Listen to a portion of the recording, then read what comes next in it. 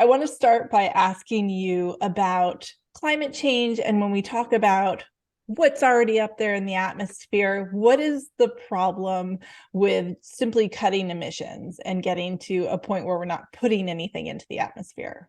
There's no problem whatsoever with that. It's absolutely what we should be doing. I guess one of the maybe most important single things to know about climate change is that the amount of climate change, the amount of warming that we have at any time, is more or less proportional to the cumulative emissions of carbon dioxide over all history. So the point is, the amount of warming we feel now or in 2050 is as much due to a ton of carbon that was burned in 1970 as in 1950 or 2022. And what that means, that cumulative effect means, it's like water filling up a bathtub is the way. As you put more CO2 in, you fill up the bathtub, if you like, of CO2, and that warms the climate. What that means is if we want to stop climate change, we do have to stop putting CO2 in the bathtub. We have to stop emitting, no question. But it also means that even if we stop all emissions, the problem doesn't go away. The climate change will still be there, it just won't be getting worse. So explain the term geoengineering. So, like, it's a conflicted term because people have different opinions about whether we should talk about it. But I think that there are two things people sometimes mean. So one is removing carbon from the atmosphere, which might be done by planting trees or putting alkaline into the ocean or taking CO2 to the atmosphere. There's a bunch of ideas, but they're all this idea of carbon removal, which I think isn't usefully called geoengineering, but I don't own the language. And then there's a second set of ideas called solar radiation modification or sunlight reflection methods or solar geoengineering. People argue about the names, but they're all ideas of somehow altering the radiative balance of the Earth deliberately to reduce some of the harms of climate change. And so I think it's worth stepping back and saying there are really sort of four big picture things we do about climate. We cut emissions, we could remove carbon from the atmosphere, we could do this solar geoengineering, and we can do local measures to adapt to climate change, making our cities more resistant to heat, for example, or our crops more resistant to drought. So those are the four big things that we could do for climate change. And I think a big complicated problem like climate change is not solved by any single thing. So solar power is wonderful, but solar power doesn't solve it.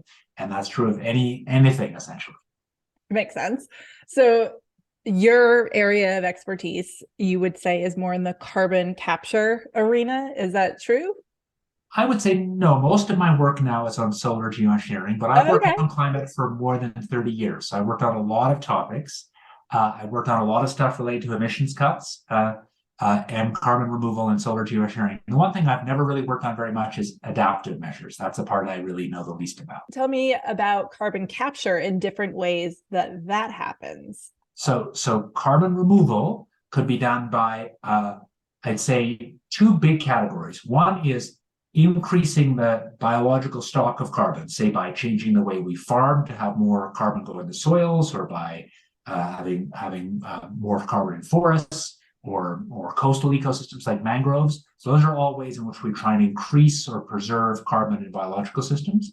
And then there's ways that we might try and more permanently remove carbon from the atmosphere, kind of undoing what happens when we burn fossil fuels, fossil carbon, because that, after all, was natural carbon, 10 or 100 million years ago. When we burn that and put it in the atmosphere, we could reverse that by capturing it and putting it back deep underground, or by neutralizing it in the ocean. So carbon is a weak acid, and people know that acids and bases like to react. In the long run, what nature wants to do, if you like, with the carbonic acid we put in the atmosphere, is it wants to weather rocks that are basic rocks to neutralize them in the ocean. And there's ways we could do that deliberately to accelerate that.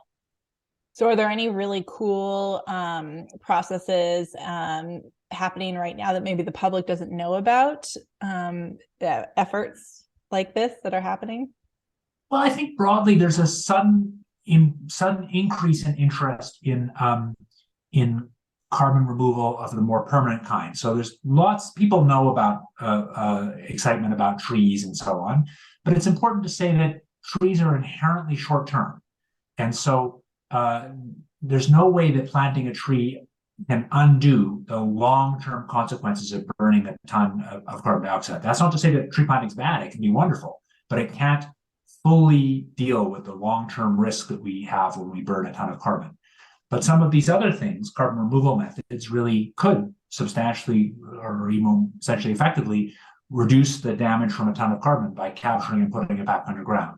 So that could be done by burning trees, actually, and capturing their carbon and putting them underground, or by machines that take CO2 out of the atmosphere. Full disclosure, I started a company that works on that, so self-interest warning, or by these other methods of adding alkalinity to the ocean.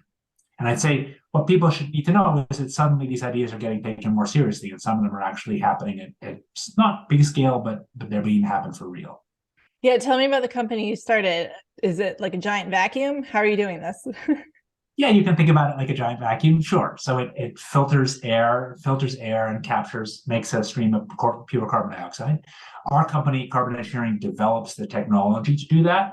We don't build the plants. We have now a partner building plants. We hope that lots will get built. And we're one of a few other companies that have been successful doing this. Climeworks is one of the other ones. And I think what I think has been shown is that it's at least possible to do that at quite large scale, and building millions of tons a year of plants, and that to do it at costs that are of order a couple $100 a ton CO2, which is a lot cheaper than people thought a decade ago. Is there a way to use carbon to our advantage?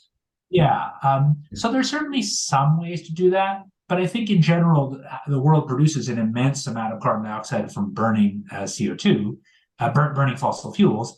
And I don't think there's sort of a huge market to use carbon for something useful, but there are some ideas. I think the most important idea is making fuels. So, as I'm sure many of you listeners know, solar power has got ridiculously cheap. It's fantastic. But cheap solar power won't drive our airplanes across the United States or across the Atlantic. Cheap solar power won't keep our houses heated in the middle of the night. So we need to think about how to use that. And there are lots of ways to do it, storing energy in batteries, long distance transmission. But for, say, airplanes and long distance transmission, for things that are hard to electrify, we're going to electrify cars. For things that are very hard to electrify, one thing we could do is take solar power where it's really cheap, say like these big installations in Arizona or in the very sunniest places in the world. Take that very cheap solar power and make it into fuels. And you do that by first making hydrogen and then taking CO2 from the atmosphere, and then surprisingly going CO2 plus hydrogen to make regular hydrocarbon fuels compatible with gasoline is not that hard. It's basically been done commercially. Interesting. All right. So realistically, can we get back to pre-industrial revolution type atmosphere? I think there's no question it is physically possible, but that is a long way off. And I think politics gets solved step by step. So I think both for me as a scientist and for your listeners as regular listeners, people need to think more about what happens in the next decade or two. I think the decisions about whether humanity wants to go back to pre-industrial, which would be my vote, I think those decisions are for our kids or great grandkids. But I think in the near term, a priority needs to be cutting emissions, developing these technologies for carbon removal, developing and implementing adaptation measures. And then this sort of odd thing I work on, solar geoengineering, I think there's evidence, sort of surprisingly strong evidence from climate models that these methods could actually reduce risk significantly. They won't solve the problem. No single thing solves the problem. And it's absolutely true that if we reflect away from some sunlight to cool the earth, we're sort of masking the problem. That's something people will say is a criticism. It's like a Band-Aid. That's true. But Band-Aids could be useful when you're sick. And so it might be one part of the solution to reduce risks while we manage the carbon problem. I read an article. Well, I didn't read the article. I read the title of an article the other day, something about moon dust to reflect the sun's rays. Do you know anything about this? Yeah, I've read the paper, and yes, I know something about it. It's a kind of fun new paper that proposes one particular new way to get materials in between the Earth and the sun that could reflect some sunlight. We actually ran a big workshop at Harvard about 4 years ago with a bunch of experts both from the kind of new space technology community and people who worked on this.